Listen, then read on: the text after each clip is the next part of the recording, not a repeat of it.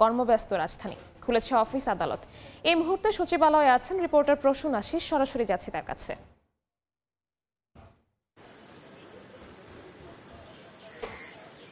দেখুন, ঈদুল আজহা উপলক্ষে টানা 10 দিনের ছুটি শেষে সরকারি অফিস আদালত এবং ব্যাংক আর্থিক প্রতিষ্ঠানগুলো আজ কিন্তু খুলেছে।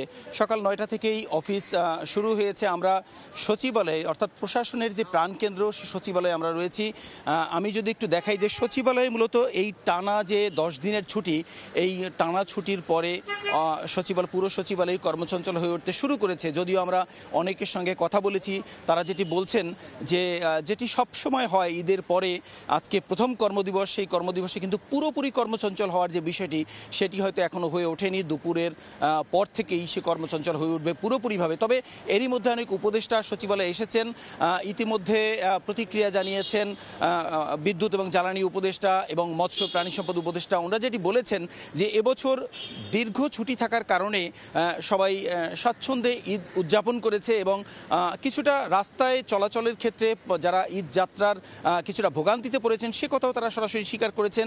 মৎস্য প্রাণী সম্পদ উপদেষ্টা ফরিদা আক্তার যিনি বলেছেন, সরাসরি বলেছেন যে এবছর দেশীয় গরু দেশে বেশি উৎপাদন হওয়ার কারণে সবাই ভালোভাবেই কোরবানি দিয়েছেন।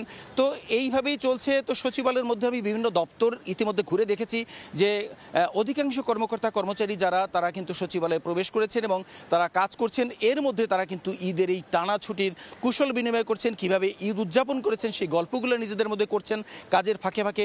আর যারা এখনো আসেননি তারা হয়তো অল্প সময়ের মধ্যে দুপুরের মধ্যে তারা আসবেন এবং কাজে যোগ দেবেন তেমন প্রত্যাশা করছেন তাদের সহকর্মীরা। মূলত এই ছিল সচিবালয়ে এই টানা ঈদুল আজহা উপলক্ষে টানা ছুটির পরে আজকে প্রথম কর্মদিবসের সবশেষ তথ্য।